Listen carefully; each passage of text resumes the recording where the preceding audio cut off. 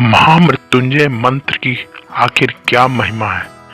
क्यों महामृत्युंजय मंत्र को इतना महत्व दिया जाता है? क्या है इसके पीछे का रहस्य? आइए जानते हैं।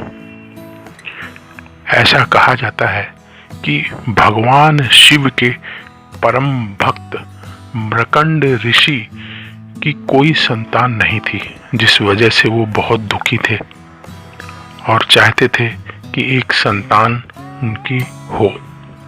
मृकंड ऋषि ने महादेव की घोर तपस्या की और भोलेनाथ को ये पता चल गया कि मृकंड ऋषि उनसे संतान का वरदान चाहते हैं। लेकिन भोलेनाथ ने जल्दी से उन्हें दर्शन नहीं दिए। जब मृकंड ऋषि लगातार तप करते रहे तो भोलेनाथ प्रसन्न होकर आखिर में उनके सामने प्रकट हुए और उन्होंने कहा कि मैं विधि का विधान बदलकर आपको पुत्र प्रदान कर रहा हूं, लेकिन याद रखना आपको हर्ष भी होगा और विषाद भी होगा।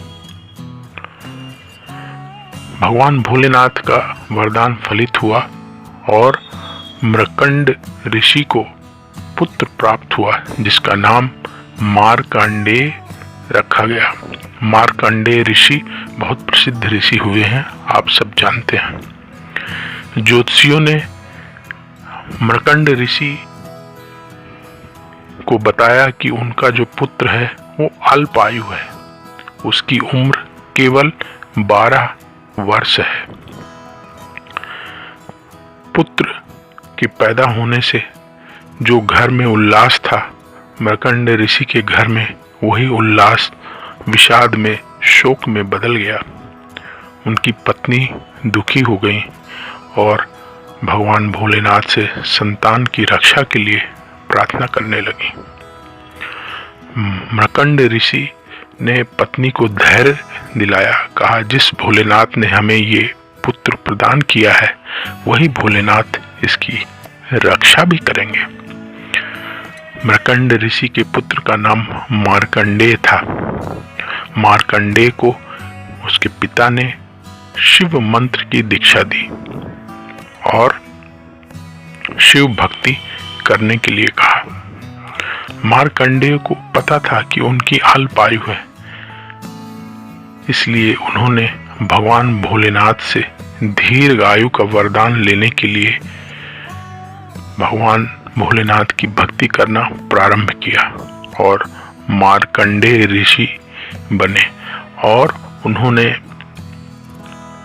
12 वर्ष की आयु पूर्ण होने से पहले ही महामृत्युंजय मंत्र की रचना की और उन्हें पता था कि 12 वर्ष की आयु के बाद उनकी मृत्यु हो जाएगी, इसलिए उसके पहले से ही वो भगवान शिव का पूजन करने लगे और महामृत्युंजय मंत्र का अखंड जाप करने लगे। जैसे ही 12 वर्ष पूर्ण हुआ,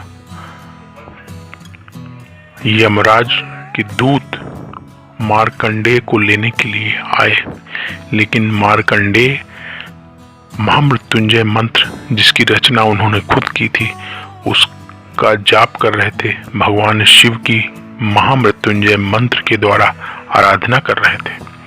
ओम त्र्यंबकम यजामहे सुगंधिम पुष्टिवर्धनम उर्वारुकमिव बंधनान मृत्योर्मुक्षीयमामृतात्। इस तरह से लगातार वो मंत्र का अखंड जाप कर रहे थे। यमदूतों ने देखा कि ये बालक जिसकी उम्र मात्र 12 वर्ष है, ये महाकाल की आराधना में बिल्कुल लीन है। उन्होंने थोड़ी देर प्रतीक्षा की, लेकिन मार्कंडेय का जाप समाप्त ही नहीं हो रहा था। वो अखंड जाप का संकल्प लेकर बैठे थे। यमदूतों ने वहां से जाना ही ठीक समझा और जाके यमराज को बताया कि हे प्रभु, हम मार्कंडेय को छू नहीं सकते, इतना साहस हमारे अंदर नहीं है। वो महाकाल की आराधना कर रहे हैं और एक विशेष मंत्र का जाप कर रहे हैं। यमराज ने कहा कि उनकी आयु 12 वर्ष पूर्ण हो चुकी है, इसलिए मैं मार्कंडेय को लेने खुद जाऊंगा, मरकंड के पुत्र को खुद लेकर आऊंगा। यमराज मार्कंडेय को लेने के लिए पहुंच गए और जैसे ही बालक मार्कंडेय ने देखा कि यमराज उन्हें लेने के लिए आए हैं, तो वो महामृत्युंजय मंत्र का जाप करते हुए शिवलिंग से लिपट गए। यमराज ने बालक को शिवलिंग से खींचकर अलग करने की कोशिश की। तभी मंदिर में जोरदार आवाज हुई। प्रचंड प्रकाश के साथ भगवान भोलेनाथ स्वयं प्रकट हो गए। महाकाल को देखते ही यमराज आश्चर्यचकित हो गए। भोलेनाथ ने यमराज को सावधान करते हुए कहा कि मेरी आराधना में लीन भक्त को खींचने का साहस तुम कैसे कर सकते हो। यमराज ने महाकाल से कांपते हुए स्वर में कहा कि हे प्रभु, मैं तो आपका सेवक हूँ, आपने ही जीवों के प्राण हरने का ये निष्ठुर कार्य मुझे सौंपा है। भगवान भोलेनाथ का क्रोध कुछ शांत हुआ तो उन्होंने कहा कि मैं इस बालक की भक्ति से प्रसन्न हूँ और इसे दीर्घायु होने का वरदान देता हूँ, तुम इसे नहीं ले जा सकते। यमराज ने कहा, जो यज्ञ आज्ञा महाराज। और यमराज वहां से चले गए और बालक मार्कंडेय को भगवान भोलेनाथ का विशेष आशीर्वाद प्राप्त हुआ, दीर्घायु प्राप्त हुई। इस तरह मार्कंडेय द्वारा रचित महामृत्युंजय मंत्र का जाप करने से लोगों को अकाल मृत्यु से भी मुक्ति मिल सकती है। महाकाल की कृपा से मार्कंडेय को लंबी आयु प्राप्त हुई और उन्होंने ही महामृत्युंजय मंत्र की रचना की थी।